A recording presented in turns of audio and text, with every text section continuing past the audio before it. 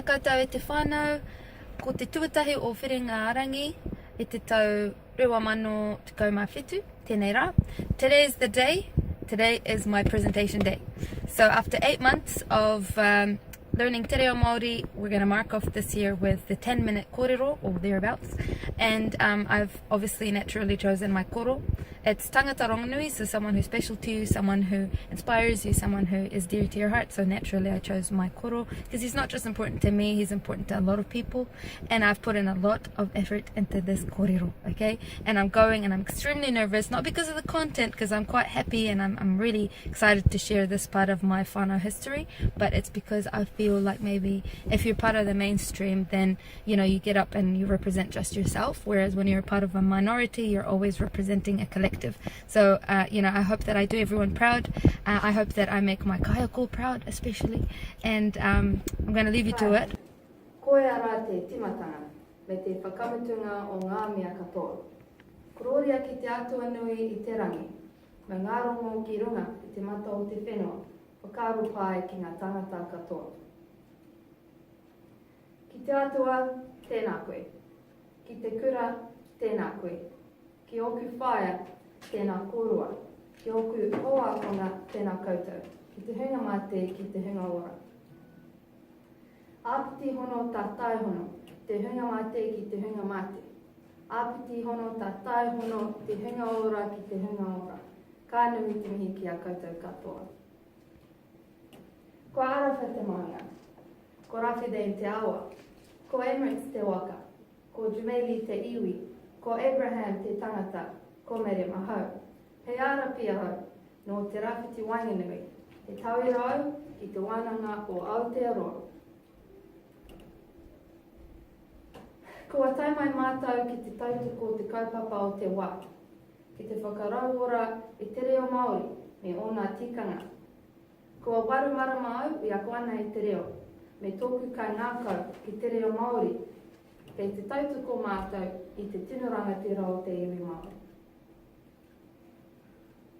E hara hau e te tangata matatau ki te kōrero, engari kei te tika kia mihi atu kia mihi mai.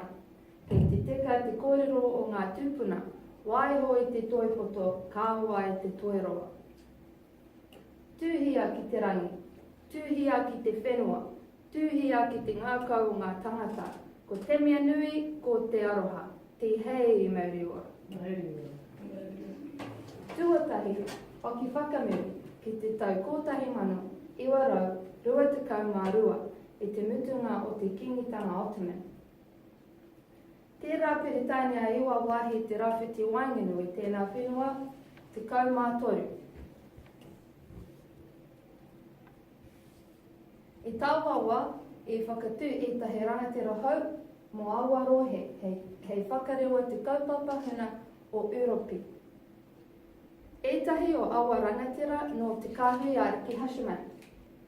I whiwhi rātou te mana motuhake, e te mutunga o te kingitanga Ottoman, whakangoikore ngā ehirama.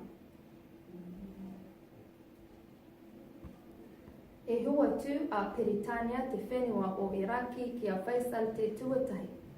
Māna te mana whakahaere mō Peretania ki reira. I noho te kāhui ariki Hashemite heikingi mō ngā tau 37. Nā wai rā ka puta mai he rōpu rangatira, he rōpu whawhai rangatiratanga, whai kōtahitanga, whai te kaha, ka tū ara taua rōpu ki a tau iwi. I whakatū rātou taua kaupapa I te tikau mā whā o Hongongoi I te tau kōtahi mano iwa rau 58. E mutu te kingitanga Hashemite, e tū he mana manu hau.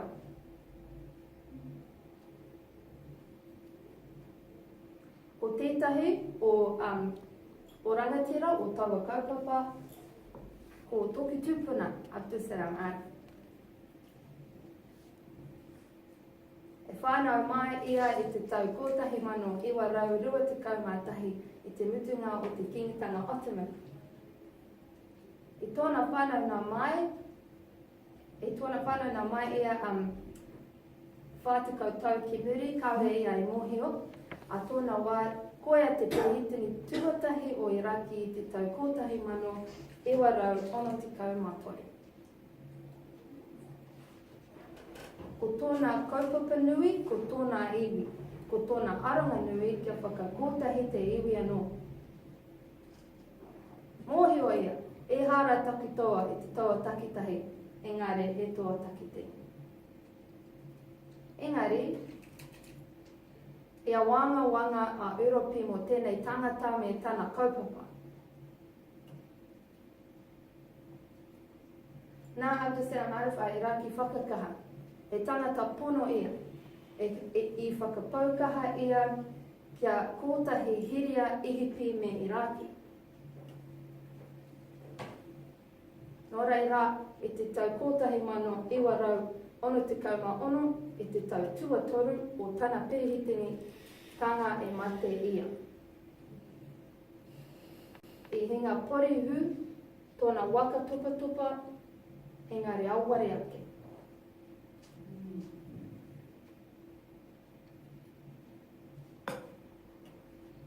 He tani whakino te toranga pū, engari, kawa e mate wheke, mate ururawa.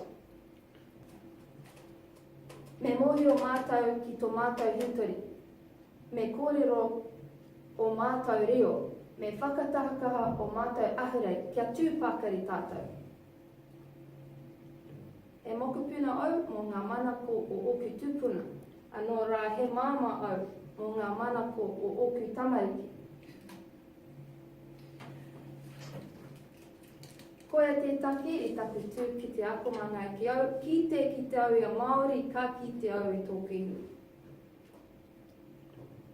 He ore te mātau whawhai, te whawhai mō tō mātau mana.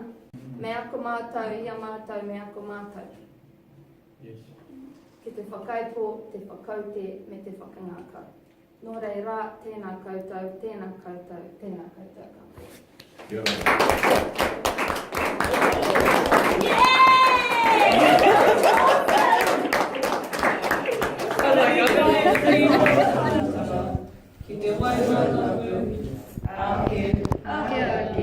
Amene.